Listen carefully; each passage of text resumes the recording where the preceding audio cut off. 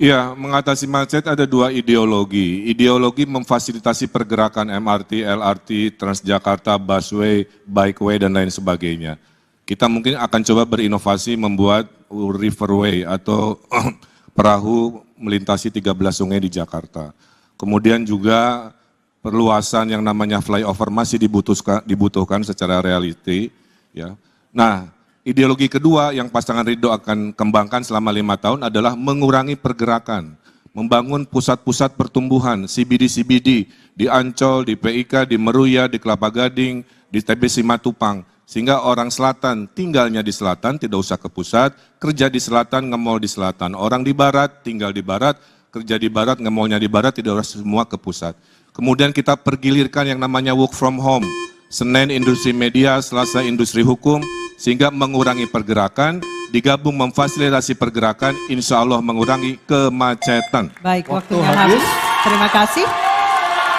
Selanjutnya kami persilakan calon gubernur nomor urut 3, Bapak Pramono Anung untuk menanggapi. Bapak, waktu Anda 1 menit, silakan. Transjakarta tidak cukup untuk mengatasi menyelesaikan persoalan macet di Jakarta. Aglomerasi telah ada, maka yang harus dilakukan adalah Transjabodetabek. Untuk itu, maka harus diatur dari ujungnya. Saya termasuk yang akan membebaskan 15 golongan yang sekarang ini sudah naik busway gratis, maka mereka naik MRT dan LRT juga gratis, baik itu dari Bekasi, dari Tangerang Selatan, dari Bogor, dan dari manapun apabila fasilitas itu ada.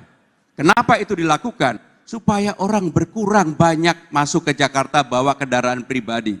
Jadi maka dengan demikian yang paling penting untuk mengatasi kemacetan di Jakarta adalah Transjabodetabek, bahkan kalau perlu sampai dengan Puncak dan Cianjur.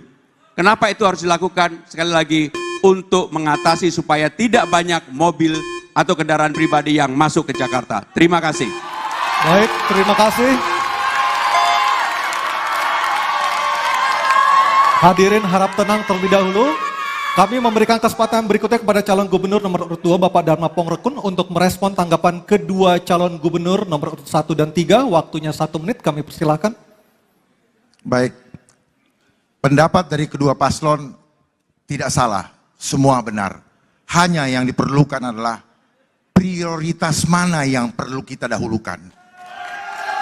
Karena waktu kita hanya 5 tahun, kita tidak bisa berretorika dengan berangan-angan, sementara pada saat kita turun nantinya itu belum terlaksana.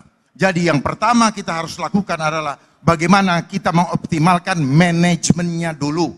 Jangan sampai aturannya sudah ada tetapi hanya menjadi aturan dan tidak dikawal bagaimana kelanjutannya. Jangan sampai ada programnya apalagi kalau tidak dilaksanakan.